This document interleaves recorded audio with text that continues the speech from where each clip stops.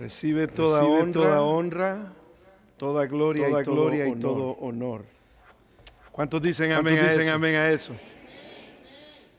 Qué bueno tenerlos a cada uno de ustedes aquí en esta mañana. Esta mañana continuamos con nuestro estudio el libro de Marcos, el Evangelio según San Marcos. Y quiero que abran sus Biblias, también saquen sus notas de sus boletines. En sus boletines tienen sus notas. Pero también quiero que abran sus Biblias o sus teléfonos, sus tabletas, o si usted, recuérdese que siempre ponemos los versículos aquí, especialmente para aquellas personas que son nuevas, que tal vez no tienen una Biblia. Si usted no tiene una Biblia y desea tener una Biblia, por favor, hable con la persona encargada de primeras impresiones, con nuestra hermana Gema. Ella va a anotar su nombre y vamos a buscar cómo hacerle llegar una Biblia a usted. Pero el día de hoy vamos a estar en Marcos capítulo 1 y vamos a estar en los versículos del 21 al 28. Marcos capítulo 1, versículo del 21 al 28. Voy a comenzar con una pregunta. No sé si alguna vez usted ha sentido que algo en su vida se le ha salido de control. Qué terrible sentirse así, ¿no? Se siente uno con mucha ansiedad, se siente uno desesperado, no sabe muchas veces qué hacer. Y tal vez puede ser que sea una situación que no puedes resolver. Puede ser que sea una lucha que no puedes superar.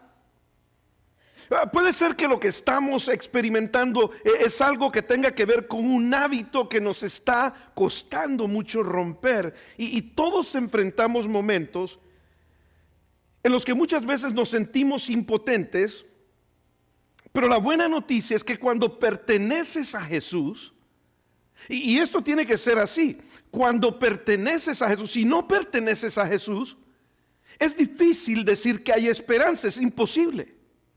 Pero cuando perteneces a Jesús, Jesús tiene el poder y autoridad sobre todo aquello que puede estarte agobiando en la vida.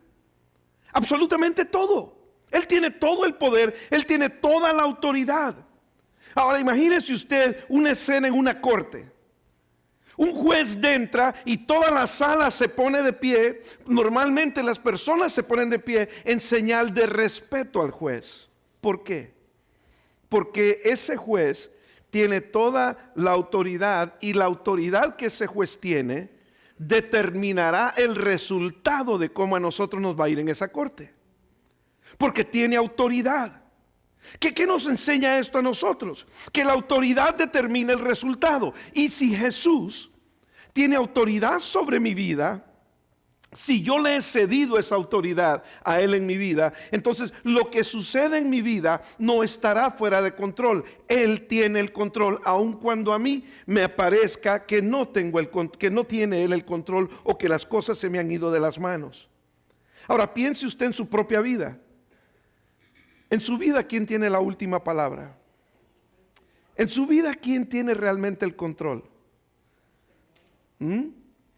La pregunta es que usted se examine en lo más profundo de su corazón. ¿Es realmente el Señor? Espero que si usted dice sí es realmente el Señor, que así sea. Pero ¿quién tiene el control de tu vida? ¿Quién tiene la última palabra en tu vida? ¿Es Jesús? ¿Es el miedo? ¿Es la ansiedad? ¿Es el pecado? ¿O es Jesús? En Marcos capítulo 1, versículo del 21 al 28, vemos a Jesús entrando a una sinagoga. Para entender mejor lo que era una sinagoga, lo vamos a decir, entró como quien dice en una iglesia, donde los judíos se reunían cada sábado. Era un local donde ellos se reunían cada sábado para ellos poder hacer su servicio. Y demostrando Él en esa sinagoga, demostró inmediatamente que la autoridad de Jesús es incomparable. Y la pregunta no es si Jesús tiene autoridad, la pregunta es si tú realmente vives una vida reflejando la autoridad de Jesús en tu vida. Esa es la pregunta. Porque podemos vivir vidas diciendo a diestra y a siniestra que Jesús tiene autoridad. La pregunta es, si cuando yo hago cada cosa que yo hago, cada paso que yo doy, si cada decisión que yo tomo en la vida, la autoridad viene desde Jesús? O sea, ¿lo hago de acuerdo a lo que Él me llama a hacer o lo hago de acuerdo a lo que yo quiero hacer? ¿Vivo mi vida de acuerdo a los principios que Jesús me enseña o vivo la vida de acuerdo a mis antojos, a mis principios? ¿Quién tiene la autoridad sobre tu vida? Cuando leemos en Marcos, versículo 21 del capítulo 1, dice que Jesús y sus discípulos, a los que Él llamó la semana pasada, ¿recuerdan que llamó a 4 de ellos? Dice que entraron en Capernaum en los días de reposo. Entrando en la sinagoga, enseñaba. O sea, Jesús se paró a enseñar en la sinagoga y dice aquí el versículo 22 que se admiraban de su enseñanza, se admiraban de su doctrina, porque les enseñaba como quien tiene autoridad y no como los demás escribas. Eso lo vamos a entender a profundidad hoy día y yo sé que a usted le va a ayudar mucho entender esa parte. Pero dice que había en la sinagoga de ellos un hombre con un espíritu inmundo que dio voces. Ahora, note usted en lo que vamos leyendo, a la misma vez quiero que usted vaya pensando. Esta era la iglesia de los judíos, esta era la sinagoga. Se reunían específicamente para hablar la palabra de Dios. Los escribas se reunían para leer la palabra de Dios, pero aun cuando se reunían con el propósito de leer la palabra de Dios, ¿quién estaba ahí sentado en medio de todos ellos? Dice que era un hombre que estaba ¿qué? Estaba endemoniado este hombre. Estaba endemoniado. Y vean ustedes la reacción de este hombre. Y dice que empezó y dio, que ese hombre tenía un espíritu inmundo que dio voces, diciendo: ¿qué tienes con nosotros, Jesús Nazareno? Has venido. Y nota que no dice ¿qué tienes conmigo? Dice ¿qué tienes con nosotros? O sea que no era un demonio el que este hombre tenía dentro. Eran varios demonios los que tenía dentro de él. Eran varios demonios que tenían la autoridad sobre la vida de este hombre, que tenían el control sobre la vida de este hombre, diciendo: ¿qué tienes con nosotros, Jesús Nazareno? ¿Has venido para destruirnos? Sé quién eres, el Santo de Dios. Pero Jesús le reprendió diciendo: cállate y sal de él. Y el espíritu inmundo, sacudiéndole con violencia y clamando a gran voz, salió de él. Y todos se asombraron, de tal manera que discutían entre sí diciendo: ¿qué es esto? ¿Qué nueva doctrina es esta? Que con autoridad manda aún a los espíritus inmundos y le obedecen. Y muy pronto se difundió su fama por toda la provincia alrededor de Galilea. Jesús no era solamente otro maestro más. Jesús era un maestro que hablaba con poder, hermanos. Hablaba con poder, y hasta los demonios, vemos en este pasaje, reconocían la autoridad de Jesús. Un hombre que estaba dominado ahí por ese espíritu inmundo, en ese mismo momento fue liberado porque Jesús tomó el control. Y Jesús quitó el control de aquello que estaba destruyendo la vida de este hombre. Este pasaje nos recuerda que cuando Jesús realmente gobierna nuestras vidas definitivamente cambian. La libertad se encuentra y la transformación comienza en cuando Jesús tiene el control de nuestras vidas. ¿Y qué significa eso? Significa de que cuando Jesús tiene el control de mi vida, yo ya no hago las cosas que hago como me da la gana o cuando me da la gana, sino las hago de acuerdo a lo que Jesús me dice. Él es mi rey. Él es mi Señor. Y cuando en la Biblia dice que Él es mi Señor, no estamos diciéndolo como cuando le decimos al vecino: es que el Señor de por ahí. No, estamos hablando de que es alguien que tiene un señorío, una autoridad sobre nosotros. Y Jesús hablaba con esa autoridad cuando estaba leyendo en la sinagoga. Ahora, quiero que veamos el contexto rápidamente para que lo entendamos. Quiero que veamos el contexto. Este pasaje es una de las primeras escenas del ministerio en los cuales Jesús demuestra su autoridad, tanto en la enseñanza como su autoridad sobre las fuerzas demoníacas. Y comprender el contexto nos va a ayudar a ver por qué este pasaje es tan significativo. Lo primero que quiero que veamos en el contexto es que Jesús aquí comienza su ministerio. Jesús comienza su ministerio. Este evento ocurre, dice ahí, que él va entrando con los discípulos, van entrando en Capernaum. Capernaum era una ciudad que estaba al norte de Galilea. Se convirtió en la base del ministerio de Jesús. Jesús entra en la sinagoga el día de reposo como era de costumbre. Era de costumbre como cuando nosotros venimos aquí cada domingo a las 9 de la mañana. Llega ahí y llega a la sinagoga, y un lugar común para la enseñanza de la Torah, de la palabra de Dios del Antiguo Testamento. Y no solamente la enseñaban, pero la discutían, conversaban acerca de esto. A diferencia de los escribas religiosos, Jesús enseñaba con autoridad, dice aquí. Y Jesús enseñaba con autoridad, no citando a otros, sino declarando la verdad directamente. ¿Por qué dice aquí esto? Porque número dos, nos vamos a contestar esa pregunta. ¿Por qué dice aquí, por qué dice eso, que Jesús enseñaba con autoridad? Dice eso porque la autoridad de Jesús en este pasaje resalta que era la autoridad divina de Jesús en dos aspectos.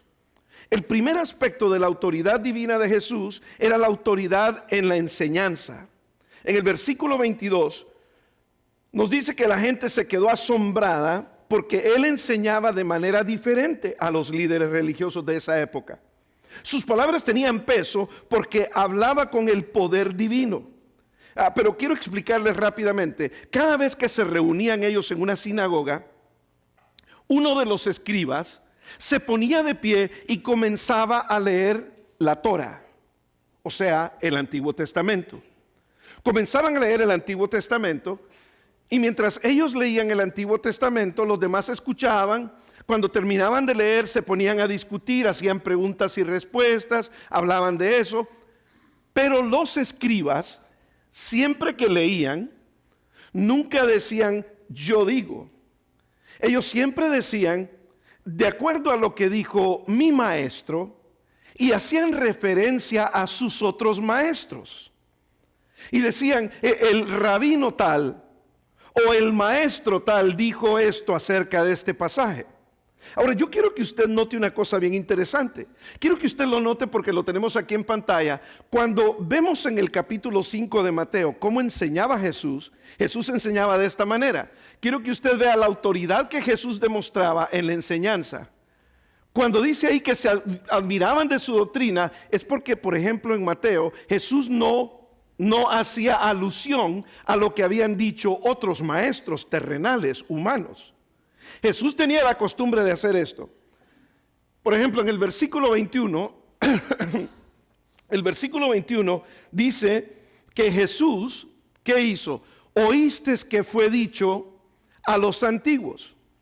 O sea, lo que Jesús les está diciendo, a ustedes les dijeron en el pasado. A ustedes les enseñaron esto de una manera y les dijo, no matarás, y cualquiera que matare será culpable de juicio. Pero Jesús no dice, el rabino fulano de tal dijo que esto no estaba bien. El maestro o el otro escriba dijo tal cosa. No, Jesús dijo, pero ¿qué dijo? Yo os digo. O sea, espérate un momento, Jesús, ¿estás diciendo lo que dijeron anteriormente de la palabra de Dios y ahora tú vienes a romper la regla? Y ahora tú te pones sobre la palabra de Dios. Y Jesús les dice, a ustedes les enseñaron esto, pero yo os digo. Esa es autoridad, hermanos. Esa es autoridad. No solamente ahí, lo hace 6 veces. Quiero que veamos el siguiente versículo. Por ejemplo, en el 27 les dice, a ustedes les fue dicho, no cometerán adulterio, pero yo les digo. Y Jesús se los pone a otro nivel. Y después en el siguiente versículo, versículo 31, les dice, también les fue dicho, Nuevamente, lo que decían otros maestros, lo que decían otras personas, cualquiera que repudie a su mujer y le dé carta de divorcio, pero yo os digo. Nuevamente, la autoridad de Jesús increíble. La autoridad de Jesús increíble. En el siguiente versículo se los vuelve a decir. En el siguiente versículo les dice: además habéis oído que fue dicho a los antiguos: no perjurarás, sino cumplirás al Señor tus juramentos, pero yo os digo. Increíble, una y otra vez Jesús está haciendo uso de su total autoridad. Y en el siguiente versículo, todavía hay uno más, dice: oíste que fue dicho ojo por ojo. O sea, los maestros de la ley les decían ojo por ojo, diente por diente, pero yo os digo. Y ahí es cuando les habla de perdonar a aquellos que nos ofenden. O sea, la autoridad de Jesús es increíble. Y la autoridad con la que él hablaba la palabra de Dios era una autoridad que dependía de cómo estaba el corazón de ellos para que hubiera una transformación. Y es que la palabra de Dios tiene autoridad sobre nosotros, hermanos. La palabra de Dios tiene autoridad. Si no hay cambios en nosotros, no es porque la palabra de Dios no tenga autoridad. Es porque tal vez nosotros no estamos permitiendo que la palabra de Dios haga esa transformación que nosotros necesitamos tener. La palabra de Dios tiene autoridad para cambiarnos y para transformar nuestras vidas. En nuestro caminar diario nos enfrentamos con muchísimas luchas internas, ¿o no? Nos enfrentamos con hábitos dañinos. Nos enfrentamos con formas de pensar que muchas veces nos alejan de Dios. Sin embargo, al igual que Jesús hablando aquí con autoridad la palabra de Dios no solo nos informa, no solo nos da una buena información de qué debemos de saber, sino que la palabra de Dios tiene el poder para transformarnos de adentro hacia afuera. Y hay 4 cosas prácticas que yo le puedo decir de esto. La palabra de Dios, por ejemplo, nos confronta con nuestra realidad. ¿Sabe usted que la palabra de Dios nos confronta con nuestra... Es por eso que cuando escuchamos un sermón y escuchamos la palabra de Dios, decimos: ay, qué duro estuvo eso. Y decimos: qué duro estuvo eso, eso me cayó a mí, porque la palabra de Dios tiene tanta autoridad que me confronta con mi realidad. Y me confronta con mi realidad porque la palabra de Dios, dice la palabra de Dios en Hebreos 4:12, que es como espada de doble filo. Entra y toca hasta lo más profundo y nos hace entender cómo son las cosas. Pero muchas veces somos nosotros los que tenemos esa dificultad. Y Jesucristo desea que su palabra cambie nuestras formas de hacer las cosas. Que su palabra cambie nuestra forma de actuar, de pensar.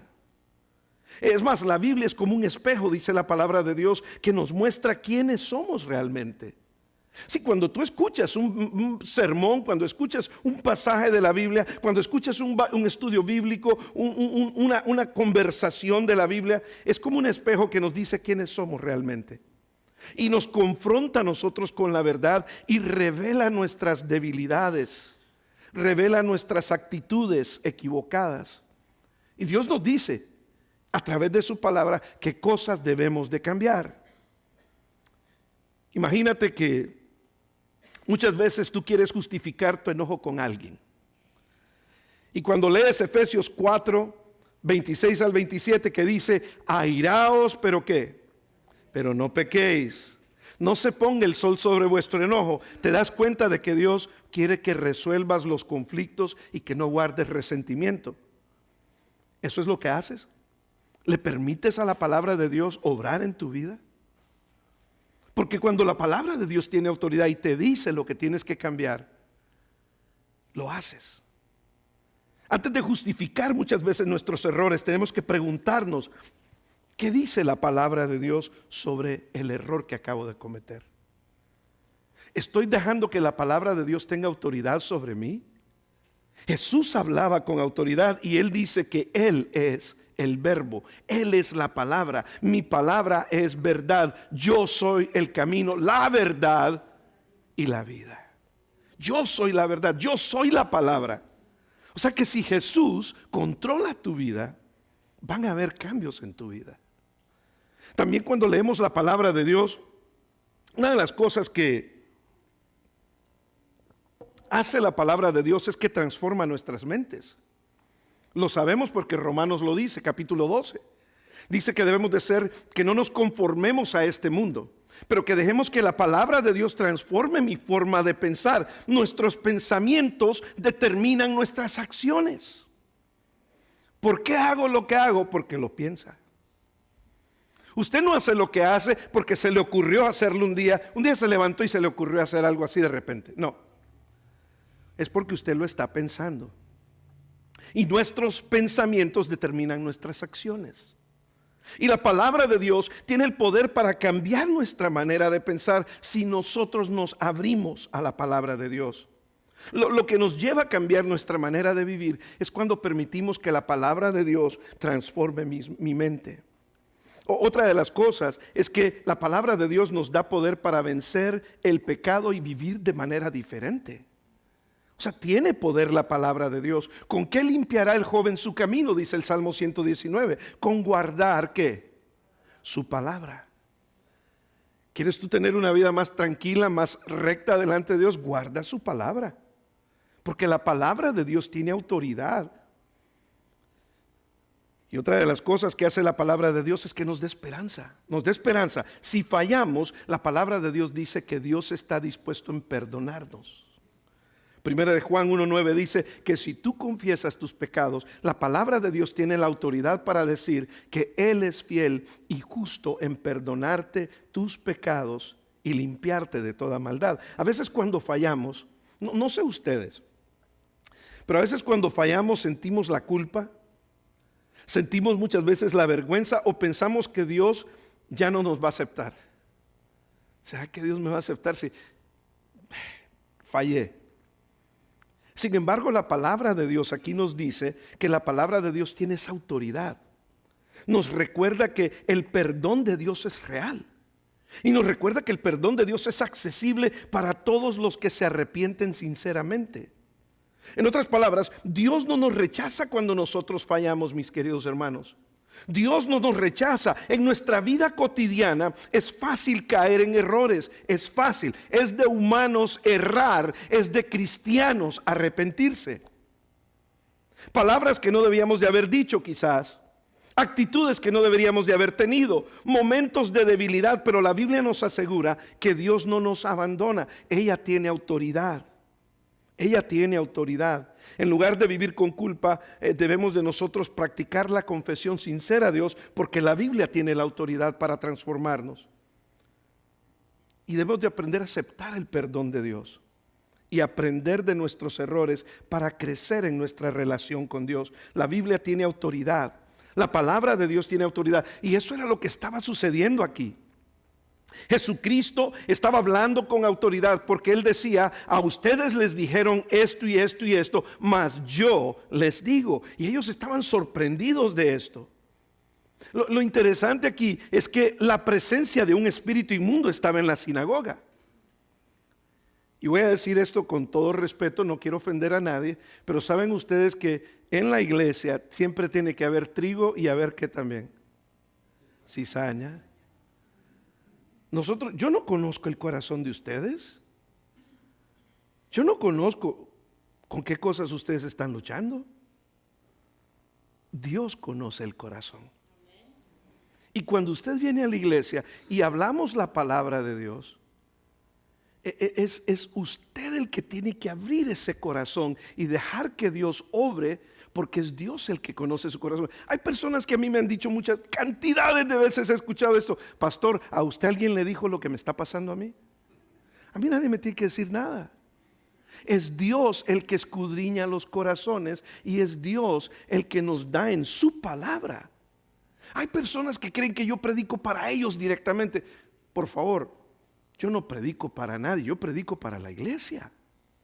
¿Sabe por qué? Porque es la palabra de Dios la que va a hacer la obra.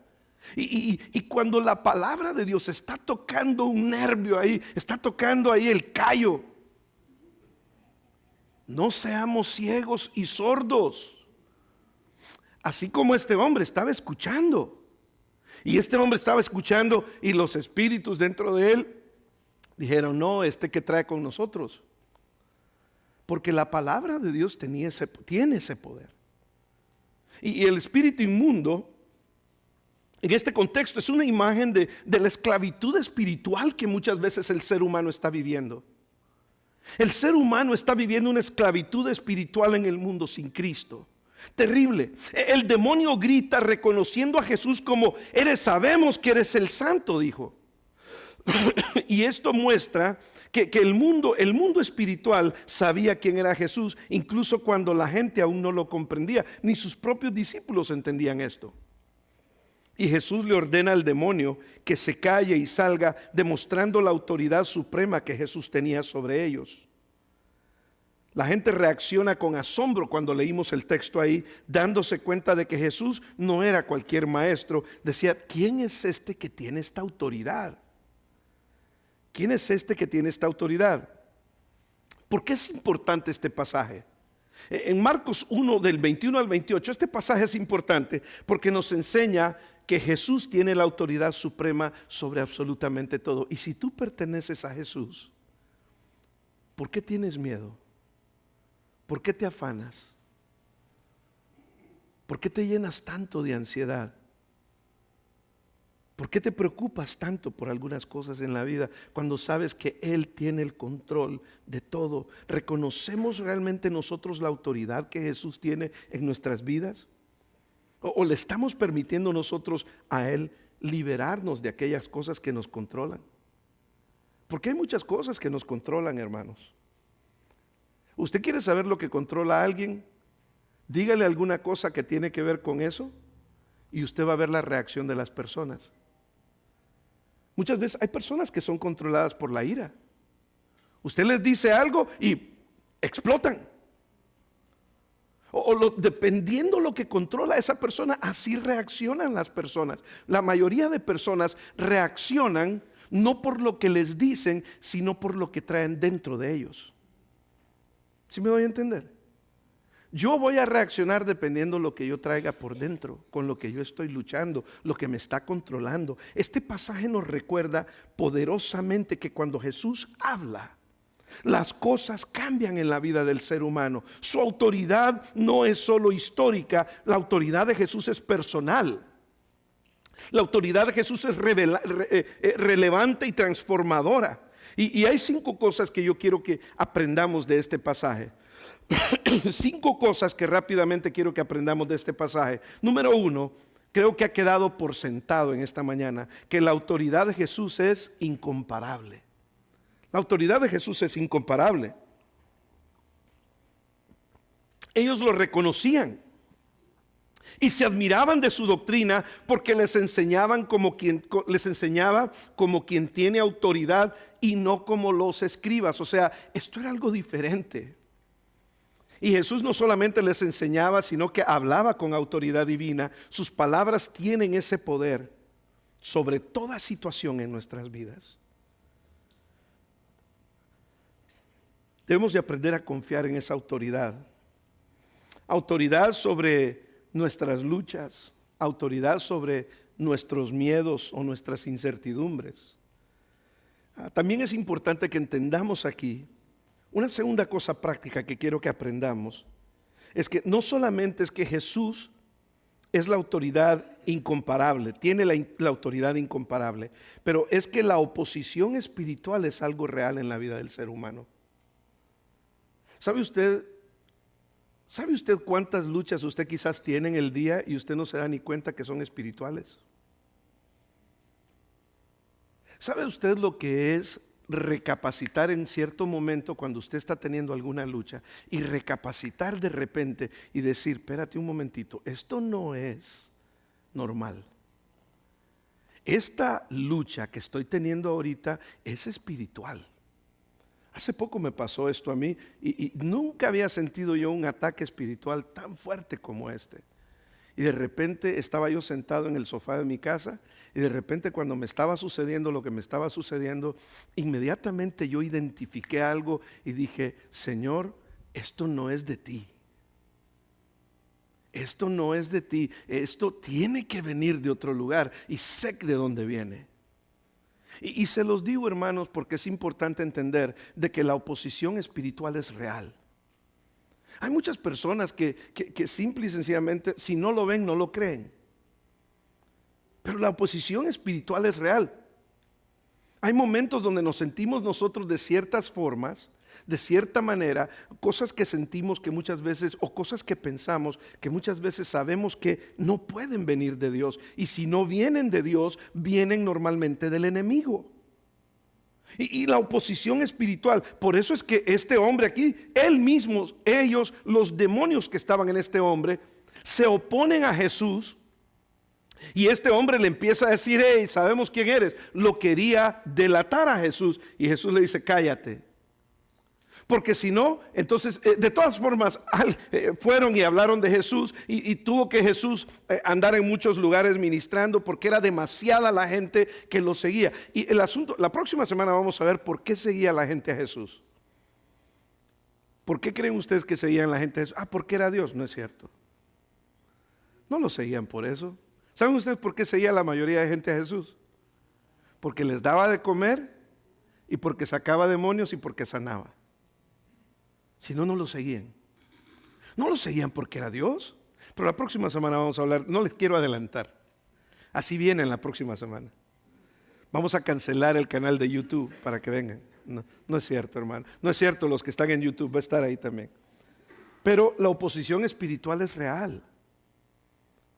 Y si yo le cuento detalles de lo que yo he vivido en estas últimas semanas, usted dirá, no, definitivamente tiene que ser real. Pero son cosas que pasan, hermanos, que si uno no las identifica e inmediatamente te pones en contacto con Dios. E inmediatamente tú le empiezas a decir al Señor, Señor, estoy en tus manos. Señor, estos pensamientos no vienen de ti, estas cosas no vienen de ti. Señor, estas acciones no vienen de ti. El enemigo quiere destruir la vida del Hijo de Dios. Y el enemigo, la oposición es real. Incluso ahí en la sinagoga, en el lugar de adoración. ¿Cómo podía ser? ¿Cómo podríamos decir nosotros? ¿Saben ustedes que aquí donde usted está sentado ahorita, hay una lucha entre ángeles y demonios? No, pero aquí es la iglesia. No, este es un edificio. La iglesia somos nosotros. Y hay una lucha constante por nuestros pensamientos. Hay una lucha constante por nuestras almas. Y muchas personas simplemente ignoramos eso. Ignoramos la realidad de cómo son las luchas espirituales. Existen batallas espirituales incluso en los lugares de fe. Por eso es que aquí este hombre estaba en la sinagoga y lleno de espíritus demoníacos. Tenemos que tener mucho cuidado. Especialmente, muchas veces hay personas que abren ciertas puertas en sus vidas. Porque hay personas que me han preguntado, pero ¿cómo es que una persona llega a ser poseída espiritualmente? Es que a veces abrimos puertas, abrimos ventanas, hacemos cosas que no deberíamos de hacer, que no es normal. Y cuando hacemos ciertas cosas, abrimos puertas y esas puertas solo pueden ser cerradas por el Espíritu Santo de Dios. Tenemos que entregar nuestra vida a Cristo y permitir que Cristo nos ayude a cerrar esas puertas que en algún momento abrimos. Y por eso aquí este hombre dice, sé quién eres. Y eran los demonios hablando a través del hombre. Y lo que podemos ver aquí, que podemos aprender, es que muchas personas son controladas por algo. Muchas personas son controladas por algo. A este hombre lo controlaba el espíritu inmundo. Este hombre estaba controlado por los demonios, pero muchas personas hoy en día son controladas por otras cosas también. Por ejemplo, hay personas que que experimentamos muchas veces temor y ansiedad. Hay personas que experimentamos temor y ansiedad. Pero ¿sabe usted que la palabra de Dios dice, Proverbios 29:25 dice, el temor del hombre pondrá lazo? El temor y la ansiedad tienen el propósito de ponerte un lazo, de amarrarte, de atarte. Dice, mas el que confía en Jehová será exaltado. Hay personas que son controlados por el temor y la ansiedad. Muchas personas son controladas por el miedo, miedo al fracaso, miedo a la muerte, miedo a la opinión de los demás. Y muchas veces las personas son paralizadas y eso los aleja a confiar de Dios. Otras personas son controlados por el amor al dinero y las riquezas. Nadie puede servir a dos señores, dijo el Señor Jesús en Mateo capítulo 6. O servirá a Dios o servirá a las riquezas, pero nadie puede servir a dos señores. Amará a uno y despreciará al otro. Cuando tú permites que el dinero, las cosas materiales sean las que te dominen, Dios no tiene lugar, en ese corazón. Porque estás dejando que te dominen las cosas materiales. Cuando una persona está lejos de Dios, el dinero puede convertirse en su Dios. Todo lo que hace está orientado a acumular más riquezas, cosas materiales, en vez de buscar de Dios. A veces también somos controlados por la opinión de los demás. Usted ha conocido a personas que siempre andan preocupados. ¿Y qué van a pensar de mí? ¿Y qué van a pensar de mí? ¿Y qué van a pensar? Tranquilo. Lo más importante es qué piensa Dios de usted. Eso es lo más importante. ¿Qué piensa Dios de mí? Muchas veces buscamos el favor de los hombres, dice Gálatas 1:10, y no el favor de Dios. También hay personas que son muchas veces muy controlados por relaciones tóxicas en sus vidas. O sea, ¿qué controla la tuya? ¿Qué controla tu vida? ¿Qué controla tu vida? Número 4, la presencia. Cuarta cosa que debemos de aprender de este pasaje es que la presencia y la palabra de Jesús, trae cambios a nuestra vida. La pregunta es si tú se lo permites. Vean ustedes cómo ahí en el versículo 25 Jesús reprende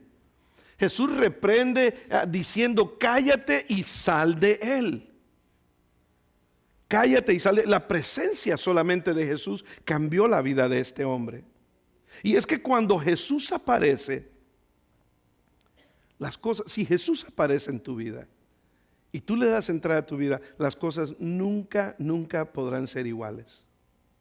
Las cosas no podrán ser iguales.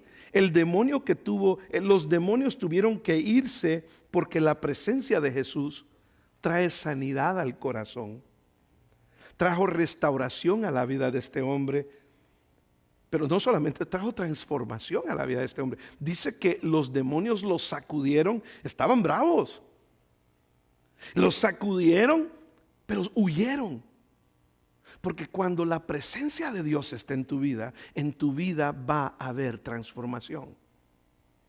Hay personas que me han preguntado a mí: pastor, pero es que yo trato de cambiar. Es que el problema es que lo tratas por tus propias fuerzas. Tienes que tratar de cambiar en la fuerza de Dios. Tienes que someterte a la fuerza de Dios. Tienes que confiar en el Espíritu Santo, que sea el que te vaya dando la fuerza y la salida de esas situaciones difíciles. Es una lucha espiritual. El poder de Jesús, cuando Jesús esté en el centro de tu vida, las cosas van a cambiar. Cuando Jesús esté en el centro de tu hogar, las cosas van a cambiar. Cuando Jesús esté en el centro de lo que tú haces y lo que tú piensas, las cosas van a cambiar. Deja que Jesús tome el control de tu vida. Y una última cosa que queremos aprender aquí es que el poder de Jesús debe de ser compartido. ¿Qué sucedió aquí? ¿Qué sucedió aquí? Dicen que este hombre salió. ¿Y qué era lo que le había dicho Jesús a este hombre? ¿Se recuerdan lo que le dijo al final? Le dijo de que cuando este hombre dice que ¿qué es esto? Es una nueva doctrina, decían todos. El espíritu inmundo había salido con violencia, salió del hombre en el versículo 26, y dice en el versículo 27 que todos se asombraron y discutían diciendo: ¿qué es esto? ¿Qué es esta nueva doctrina que aún saca a los espíritus inmundos? Y dice en el versículo 28, y muy pronto se difundió su fama por toda la provincia alrededor de Galilea. Se difundió totalmente la fama del Señor. Se difundió la fama del Señor, y es porque cuando el poder de Jesús cambia nuestras vidas. ¿Se recuerdan para qué los llamó a los discípulos la semana pasada? Los llamó para que ya no serán más pescadores de esto, serán pescadores de hombres. O sea que si Jesús cambia tu vida y tú has escuchado el llamado de Jesús, es nuestra responsabilidad decirle a otros lo que Jesús ha hecho en nosotros. Y estos empezaron a ver lo maravilloso que era Jesús, lo increíble que era Jesús, y comenzaron a compartir. Muy pronto se difundió su fama por toda la región alrededor de Galilea. Cuando la gente vio el poder de Jesús, no pudieron guardárselo. No pudieron guardárselo para sí mismos. Lo compartieron con otros, y cuando experimentamos a Jesús, es importante que le contemos a otros de Jesús. La próxima semana vamos a ver cómo se difundió realmente la fama de Jesús. Vamos a hablar la próxima semana de cómo le traían a los enfermos. Dice que la gente no podía ni caminar, pero le traían los enfermos y los endemoniados. Yo me pongo a pensar cómo habrá sido, cómo se habrá visto eso. Jesús acá con los discípulos, y así la gente que lo venía a ver, a él, la gente que lo venía a visitar, ver caras de gente enferma y caras de gente endemoniada. Porque solo en él podían encontrar la autoridad para ser liberados, para tener cambios en sus vidas, para mejorar en sus vidas, solo en el poder transformador de Jesús. Y el poder transformador de Jesús no es algo que debemos de guardarlo solo para nosotros. El poder transformador de Jesús es cuando nosotros experimentamos su amor, cuando nosotros experimentamos su gracia, su poder en nuestras vidas. Jesús nos da el privilegio, pero también la responsabilidad de hablar a otros, de compartirlo con otros. ¿Cuándo fue la última vez que tú le dijiste a otra persona lo que Jesús está haciendo en tu vida? ¿Cuándo fue la última vez que tú le hablaste a alguien? ¿Por qué es importante compartir de Jesús? Porque el mundo está en necesidad, hermanos.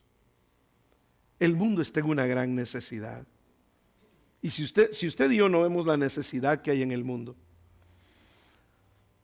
estamos viviendo tiempos como en los días de Noé, donde la gente ignora a Dios, donde la gente creen que el psicólogo más famoso de la ciudad es el que los va a ayudar a cambiar, cuando solamente Dios puede cambiar, cuando solamente Dios puede transformar. Estamos viviendo tiempos donde la gente quiere depender solamente de otros seres humanos y de la habilidad que ellos tienen, cuando el único que puede cambiar el corazón es solamente Dios. Estamos viviendo tiempos estamos viviendo tiempos tan oscuros en el mundo en estos días, y solamente nosotros podemos llevar la luz del mensaje de salvación. Por eso dijo Jesús que usted y yo somos la luz y la sal de la tierra. Debemos de compartir a Jesús, porque el ser humano está siendo controlado por algo o por alguien más que Dios, aparte de Dios. El ser humano necesita ser libre de esas cadenas que está cargando. No sé si en algún momento usted lo ha pensado. Para concluir, quiero decirle esto. ¿Sabe usted cuántas personas tienen cadenas y ataduras en sus vidas? ¿Saben ustedes que hay cosas que ni siquiera se nos vienen y ni siquiera se nos pasan por la mente, de que hay cosas que tienen atados y totalmente paralizados a muchas personas, y solamente Dios les puede dar la libertad?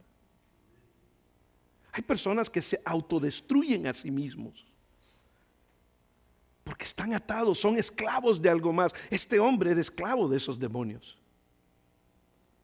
Pero hay muchas personas a las que usted conoce que están esclavizados por otras cosas. Y es importante que nosotros vayamos y les digamos: Jesús tiene la autoridad para poder cambiar todo esto. No te quedes con Jesús solo para ti. Comparte lo que Jesús ha hecho por ti.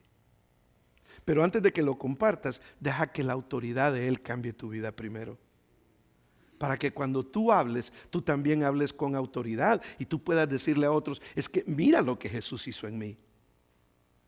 Y deja que Él sea el que tome el control de tu vida. Padre, queremos darte gracias en esta mañana. Gracias, Señor, por tu palabra. Gracias, Señor, porque solo en ti podemos encontrar, Señor, esto tan precioso que tú nos das. Esa libertad. Señor, ¿cuáles son aquellas cadenas que atan al ser humano? ¿Cuáles son aquellas cosas que nos esclavizan, que nos controlan? ¿Qué es aquello que tiene autoridad sobre nosotros, Señor? Padre, en esta mañana pedimos, Señor, que sea la autoridad de nuestro Señor Jesús, nuestro Señor Jesucristo, que vino por nosotros para darnos libertad al oprimido, libertad de la opresión del pecado, libertad de la opresión de aquellas cosas que nos destruyen. Señor, te pedimos que podamos permitir que esa autoridad que está solamente en ti, Señor, cambie nuestros corazones, cambie nuestras vidas. Pero esa autoridad va a funcionar cuando nosotros volcamos nuestra vida hacia ti y permitimos que tú comiences a obrar en nosotros, Señor. Perdónanos si en algo te hemos fallado, Señor. Perdónanos si a algo más le hemos dado el control o a alguien más le hemos dado el control de nuestras vidas. Permítenos tener esa libertad que aquel hombre experimentó de las ataduras espirituales que traía. Permítenos, Señor, que reconozcamos que solo tú, Señor, solo tú puedes hacer la obra. Espíritu Santo, guíanos y enséñanos el camino. Ilumínanos con la palabra de nuestro Señor. Y que podamos salir de este lugar, Espíritu Santo, pensando qué cosas tienen autoridad sobre nosotros. Ayúdanos, porque te necesitamos. En el nombre de Cristo Jesús. Amén.